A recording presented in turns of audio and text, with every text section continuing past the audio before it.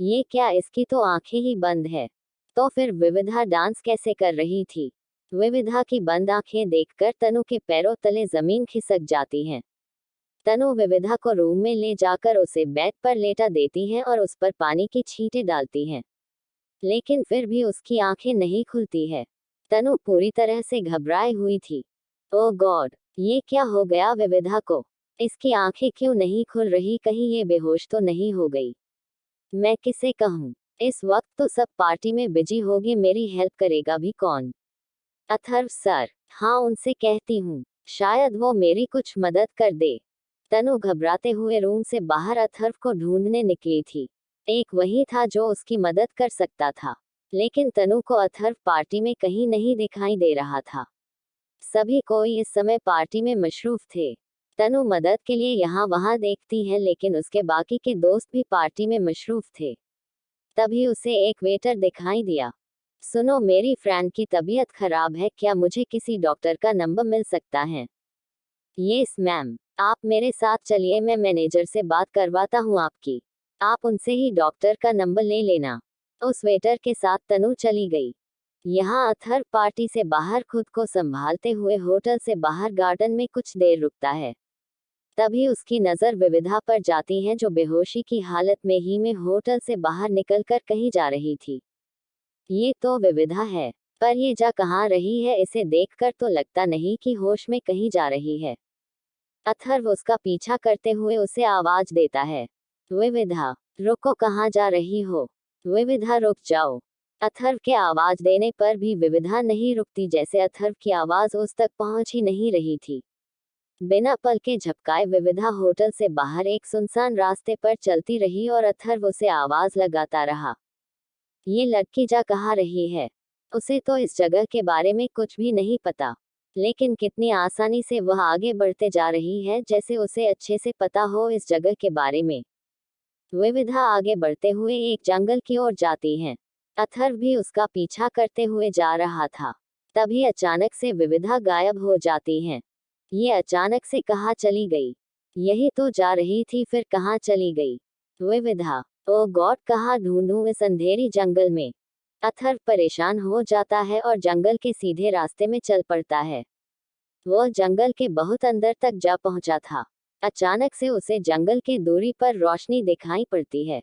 जंगल में ये रोशनी, यहाँ भला कौन हो सकता है? कहीं विविधा उस ओर तो नहीं चली गई? सोचते हुए बिना वक्त गंवाए अथर्व भी उस रोशनी की ओर चल पड़ता है। जैसे जैसे वह उस रोशनी के करीब पहुंचता है, वो रोशनी बड़ी दिखाई देने लगती है। और जब वो उस रोशनी के करीब पहुंच जाता है तो उसकी आंखें हैरानी से फैल जाती है। ये क्या, इतने घने जंगल में महल, पर यहाँ तो आसपास कोई भी नहीं दिखाई दे रहा है। फिर ये महल यहाँ, और विविधा वह कहाँ चली गई? अथर्व घने अंधेरी जंगल में महल को देखकर हैरान रह जाता है, और विविधा को आसपास न देखकर उसे और भी घबराहट होने लगती है। कहाँ चली गई विविधा? कहीं इस महल के अंदर तो नहीं चली गई? सोचते हुए अथर्व उस महल के और करीब बढ़ने लगा।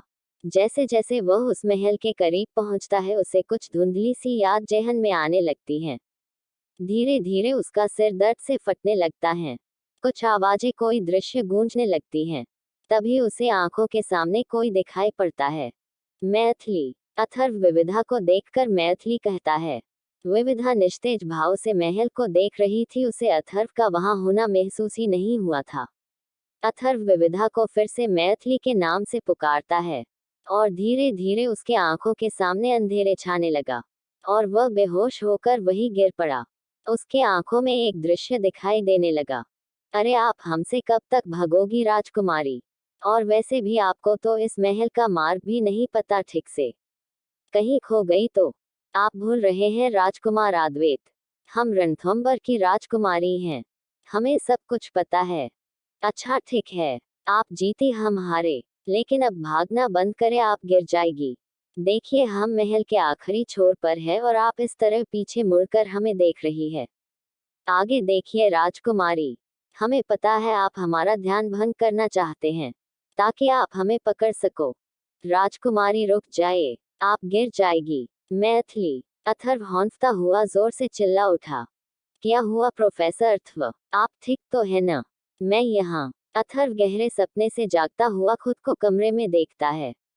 वो अपने चारों तरफ देखकर वह स्थिति को समझने की कोशिश करता है और फिर एक गहरी सांस लेकर डॉक्टर से पूछता है, डॉक्टर मुझे हुआ क्या था?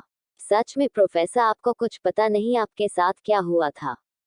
डॉक्टर अथर्व से कहते हैं। डॉक्टर की बात पर अथर्व अपने दिमाग पर जोर डालते हुए सोचने की कोशिश करता है।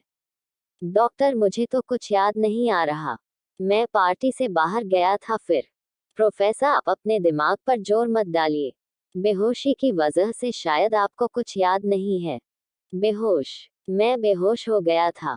लेकिन कब कहाँ? ये इस प्रोफेसर अथर्व, आप हम सबको जगल के बाहर बेहोशी की हालत पर मिले थे। होटल के इंचार्ज और कॉलेज के प्रोफेसर अथर्व को उसके बेहोशी के बारे में बता रहे थे, जिसे सुनकर अथर्व दंग रह गया था। मुझे कुछ समझ नहीं आ रहा है डॉक्टर। मैं कैसे कब बेहोश हो गया? मुझे कुछ पता नहीं। अथर्व परेशान होते हुए कहता है। आप परेशान मत होइए प्रोफेसर। बीपी लो होने की वजह से भी बेहोशी हो सकती है। लेकिन आप टेंशन मत लीजिए, आप आराम कीजिए और कुछ दवाएं टाइम पर लेते रहे। और हाँ, दिमाग पर जोर बिल्कुल भी न डाले, ओके? अथर्व को समझाते हुए डॉक्टर चले जाते हैं और साथ में होटल के इंचार्ज और कॉलेज के प्रोफेसर भी। अथर्व अब एकांत में सोचता रहता है। आप सभी को कहानी पसंद आई तो कहानी पर लाइक कमेंट शेयर जरूर करें और साथ ही सब्सक्राइब भी।